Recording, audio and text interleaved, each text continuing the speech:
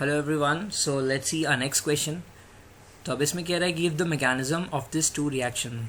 तो पहले केस में अगर देखें तो हम एक अल्कोहलिक ग्रुप अल्कीन में चेंज हो रहा है, तो इट इज़ ईजी कि ये एक एलिमिनेशन रिएक्शन है। एंड एलिमिनेशन में भी ये एक इवन मैकेनिज्म है बिकॉज यहाँ पे ये शिफ्टिंग हो रही है which is only possible in even. और सेकेंड केस अगर मैं देखूँ तो यहाँ पे HBr ऐड किया है, तो this is an addition reaction. तो सबसे पहले फर्स्ट वाले केस का हम मैकेनिज्म देखते हैं।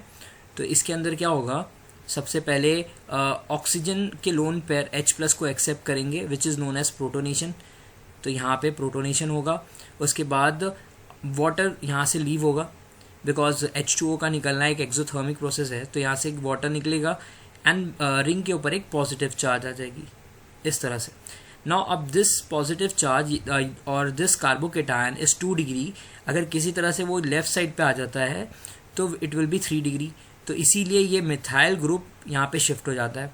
अब ये मिथाइल यहाँ शिफ्ट हो जाएगा तो यहाँ पे एक पॉजिटिव चार्ज आ जाएगा। तो अब यहाँ पे पॉजिटिव चार्ज आ गया एंड नाउ अब दिस पॉजिटिव चार्ज अपने एडजेसेंट पोजीशन से एक H निकालेगा, एक H+ लीव होगा और एक अल्कीन बन जाएगा। तो अब this is possible year also and year also. तो इन दोनों केस के अंदर हमें देखना है कि किस में सबसे ज़्यादा हाइपोकंजुगेशन पॉसिबल है।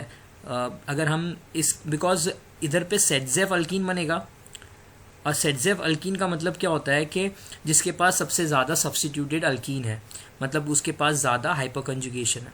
तो अगर मैं इस अल्कीन को देखूँ तो यहाँ पे मिथाइल की वजह से 3, 3, 6 और यहाँ पे 2 और 2, तो यहाँ पे 6, 7, 8, 9, 10 यहाँ पे हाइपोकंजुगेशन पॉसिबल है। जबकि अगर मैं वो वाला अल्कीन बनाता तो उस केस में 3 और 2 सिर्फ 5 हाइपोकंजुगेटिव स्ट्रक्चर्स होते हैं, इसीलिए यहाँ पे ये सेटजेफ अल्कीन बनेगा। तो इस तरह से फर्स्ट का मैकेनिज्म वी कैन प्रेडिक्ट। अगर सेकेंड वाले केस की बात करूँ, नाउ HBr अगर रिएजेंट लेते हैं तो हमें पता है एडिशन होगा बिकॉज, और ये अल्कीन के ऊपर एडिशन होगा।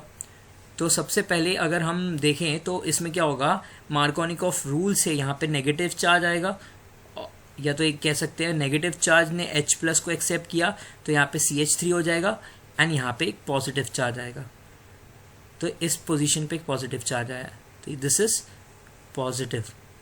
तो यहाँ पे कार्बोकेटायन बना। अब ये क्या हो गया, ये कार्बोकेटायन की जो पोजीशन है वो एडजेसेंट टू दिस रिंग है, तो उस तरह से ये रिंग एक्सपांड हो जाएगी।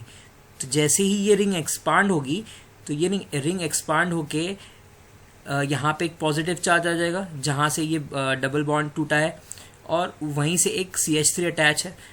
तो अब ये रिंग एक्सपांड होने के बाद इधर पे एक पॉजिटिव चार्ज आ गया, और ये मिथाइल का ग्रुप इस रिंग के एक कॉर्नर से अटैच है, तो यहाँ पे एक CH3 अटैच है। तो नाउ अब ये समझ में आ गया कि इसके बाद क्या होगा। अब इसके बाद एडजेसेंट पोजीशन से अल्फा H मतलब एक हाइड्रोजन निकलेगा। यहाँ इस केस में एलिमिनेशन नहीं है, एडिशन है। तो अब H+ का तो एडिशन हो चुका, अब Br- का एडिशन होगा। तो Br- का एडिशन इसी पॉजिटिव H पे लग जाएगा, मतलब इस पोजीशन पे यहाँ पे एक Br लग जाएगा, जैसे कि आप नेक्स्ट स्टेप में देख सकते हैं। ओके, तो in this way we can predict the mechanism of these two reactions. Thank you.